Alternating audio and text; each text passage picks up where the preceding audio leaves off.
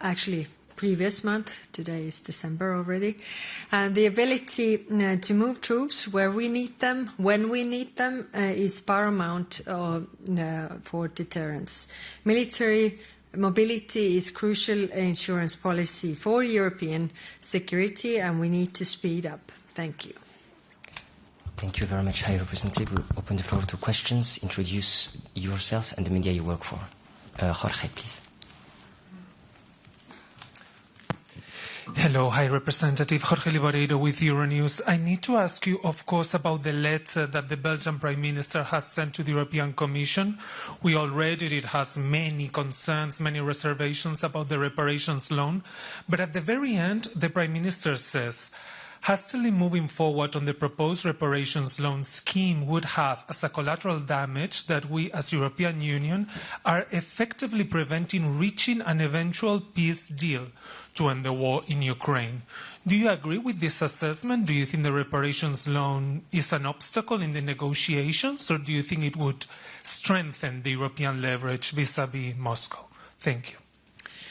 It will definitely strengthen European position vis-à-vis Moscow. That's very clear. We need to move on with this. This is clear that Russia owes reparations for the damages that they have caused to Ukraine, and the reparations loan based on the frozen assets of frozen sovereign assets of Russia is actually the right basis for it. I don't in any way diminish the risks or the worries that Belgian government has. When we had the discussions in the European Council, I mean, everybody was saying that we are ready to shoulder the risks and the burden. So therefore, we need to work on this, on the legislative proposal, to address all the risks or mitigate all the risks and to shoulder the burden in regarding those risks. But we definitely need to move on because, you know, if I would be Russia, I would also try to outlast us to see whether we get the funding for Ukrainian defense or not. If not in the short term, then I would come to the negotiation table and ask even more. I think, again, let's come back to the first point, which is that Ukraine hasn't attacked anybody. It's Russia that has attacked, and we need to make sure that this stops and it doesn't happen again. Thank you. Thank you. David, first row. Thank you, David Carretta, Radio Radicale Italian Radio. Two questions, if I may. The first one on your ammunition initiative. What is the state of play, and are you satisfied with the answer? We are at the end of the year, so basically of answer of member states. The second question is what is your message to the member states that are lagging behind in terms of military or financial aid for military support to Ukraine? Some member states are taking much of the burden. Others are not participating, for example, in Pearl initiative or in other initiatives. So what's your message to those member states? Thank you. Thank you. On the ammunition initiative, I regret to say that we are not there yet, although today one member state told me that in the coming weeks they will have another decision that will also contribute to the ammunition initiative. Today we were also listening to the Defense Minister Shmyhal regarding the needs that they have and also his call for member states to do more. Of course, they also need drones and other capabilities, but they still need ammunition. So the work is still ongoing in this regard. When it comes to the overall support to Ukraine, then, of course, like you rightly say, the burden is not equally shared. So those member states who are doing more, we're also calling on those member states who are not doing that much. Helping Ukraine now is much cheaper than this war will continue. So if we all make a collective effort to help Ukraine, to pressure Russia, the sooner this war will end and sooner the costs will stop as well. Thank you. Stefan. Yes, Stefan Isel, Europe Table. On the reparations loan again, I mean, after reading the letter of Prime Minister Bartolo, one could come to the conclusion that this option is actually quite dead, or the chances are slim, at least, to have an agreement on this this year. So, basically he's coming up with new arguments why he is against it, and he didn't wait for the legal texts that, as I understand, are ready. So he could have waited for this and then written his letter, but he didn't do it. He sent a letter before.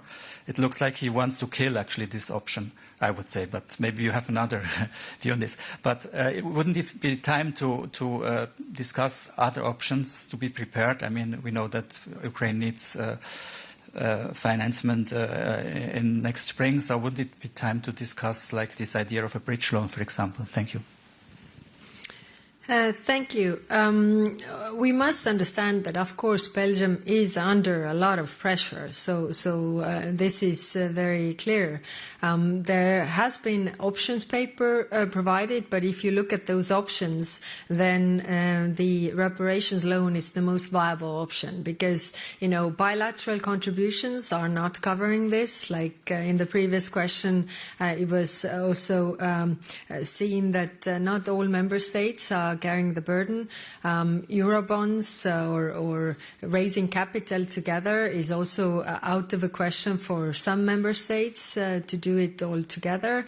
And the reparations that Russia owes to Ukraine, actually, it's really the Ukrainian money. If you think about the damages that Russia has caused, this is the best solution. Again, I want to stress that I don't in any way diminish the worries that Belgium has, but we can address those, we can shoulder those risks together, and we need to work on a viable solution to go on with the reparations loan.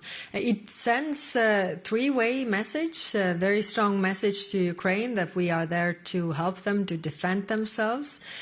Second message to Moscow that they can't outlast us. And third message also to Washington that we are taking very strong and very credible steps. Thank you. Mattia, yeah. Hi, Rep. Mattia Bagnoli, ANSA, the National Italian News Agency.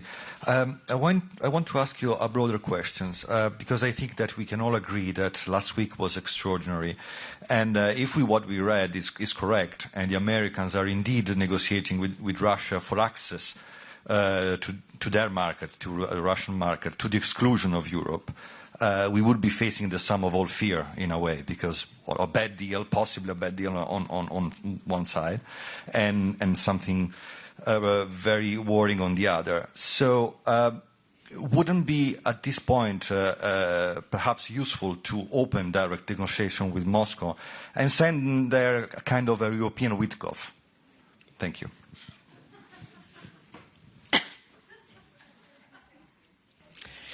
Well, everybody has been very clear, especially the Russians, that they have no interest in peace right now. So again, I mean, we need to put them in the position where they need to negotiate. Right now, they are not in that position because they think that they can outlast us, and they also hope that there's a very good offer made, because they see that there's a lot of pressure to put on the victim, but none really sacrifices asked from them. At least we don't know that any of the sacrifices have been asked for them. So clearly, I mean, they want to negotiate with those who are just offering them something on top of what they already have.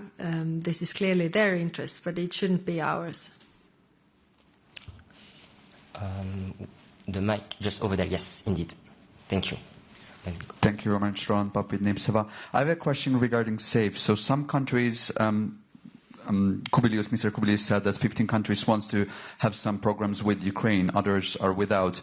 are there some kind of priorities for those who are doing their projects with Ukraine? That's my first question. And the second one goes to specifically Hungary, which probably is one of the 4 countries, I assume, which is not doing anything with Ukraine. For Hungary, the pre-allocated funds of 16 billion is a huge amount. And while the European Commission in other cases froze EU funds around 18 billion for Hungary because of the rule of law and other concerns, this time there's so much money going there with kind of no strings attached. So do you see some kind of concerns maybe that Hungary, if Hungary gets this money or a part of this money, of this allocation, it's going to be maybe going to the wrong hands and wrong pockets? And how do you want to avoid this? Thank you. Thank you. Right now, 19 countries have applied for the safe loans. What happens now is that Commission will evaluate all the plans and then Council adopts the financing plan. So basically, it is the same way like it was with the Next Generation EU. So in the Next Generation EU, you needed to show, the reforms, the things that you do, so that you get also the funding. And that's why the plans are there, and the funding goes for the defense plans. And that is also the answer that there are safeguards for recording that this money goes for defense plans and defense plans only. Thank you. Thank you. We'll go on the other side for the mic. Yes, the gentleman over here, and then we'll go back to the front. Thank you very much. Alex Caddy for TVP World. I'd like to ask about hybrid attacks. We heard the chair of NATO's military committee saying that they're considering being more aggressive, more proactive in response to Russian hybrid attacks. I just spoke to the Polish minister who was here today. You won't be surprised to hear very supportive of a more aggressive, more proactive approach from European powers when it comes to hybrid attacks. Would you support a more aggressive European Union approach to these attacks, not just reactive, but perhaps a preemptive strike, as it was described? Thank you. Thank you. So today also the Lithuanian minister raised this issue when it comes to the Belarus hybrid attacks and the meteor balloons that come from Belarus side. So we are having the discussions right now. What more can we do in this regard? Because it is true that they are getting more aggressive in different parts, and we have the hybrid sanctions toolbox for Russia, but we haven't had it for Belarus, for example. But all these actions, what the member states take, we need to coordinate. But of course, it's up to the member states then to really use those tools in order to counter those hybrid attacks. But it's clearly becoming a bigger and bigger problem, that's for sure. Julia on the front.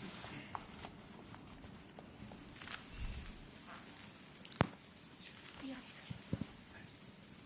Thanks, Julia Serivan, Journal TV, Republic of Moldova.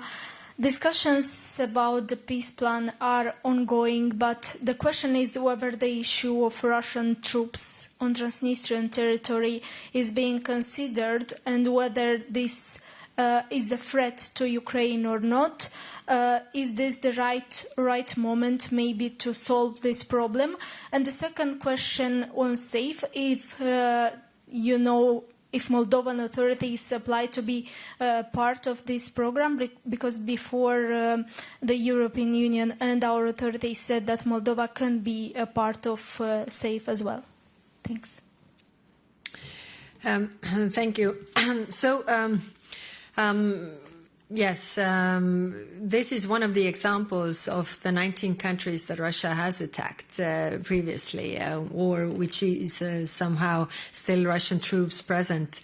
This is a very, very good question. If the negotiators want that the war will stop and not continue in any other territories, so how can we make sure that Russia will never invade again and withdraws its troops from different parts of Europe where they still are? Then that would be one point to negotiate. Again, a very point putting the point on Russia what are they conceding, what they are contributing to have long-lasting peace, not only in Ukraine but also in other countries. So this could be part of it. When it comes to SAFE, then we have an agreement with Moldova regarding security and defense partnership. So we are trying to also have Moldova part where they can take part. But the deadline for SAFE was the end of November, and today we are 1st of December. I am not aware of, no. We will take the last two questions on the right. Yes, the lady next to you, indeed.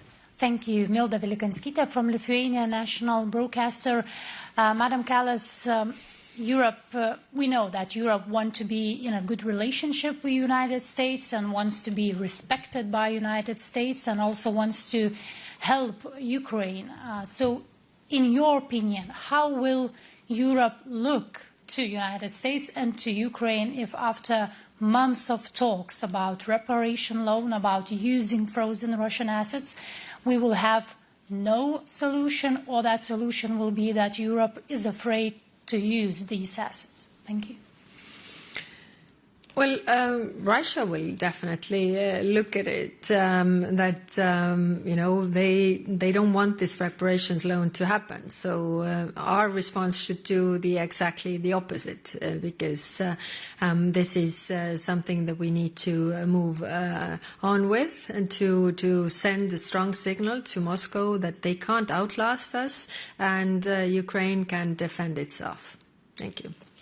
We'll go on the right. Max from AFP had his hands raised for a while. Thank you.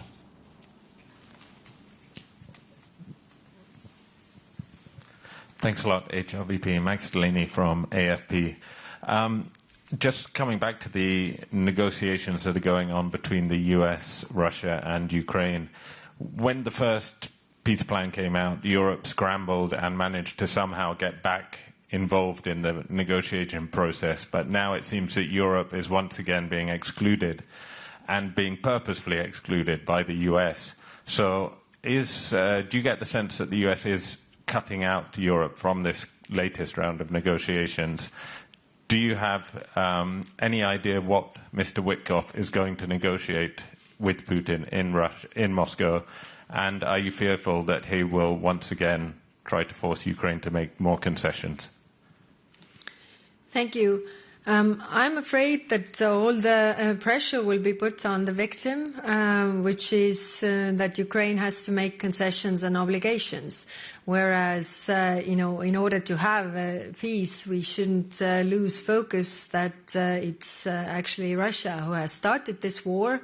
And Russia that is continuing this war, and Russia that is really targeting civilian infrastructure every single day to cause as much damage as possible. So yes, I'm afraid that you know, all the pressure will be put on the weaker side, because that is the easier way to stop this war when Ukraine surrenders. But this is not in anybody's interest, not in the interest of Ukraine, not in the interest of European Union, also not in the interest of the global overall security, because it's the United Nations charter that says that you can't change borders by force. If this pays off, we will see this elsewhere, all around the world. Then we see that whoever has the power gets to take what they want, which is not good for the majority of the countries in the world. I still see some interest. We'll take the question over there. Thank you. Thank you, Angela Mauro, HuffPost. High Representative, you're saying, I'm afraid the pressure will be put on the victims regarding the talks, week of talks in Moscow.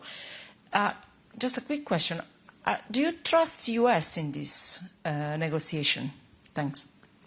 It's not a question of trust. It's a question of, again, if we want a long-term peace, then we need to understand the starting point of this war.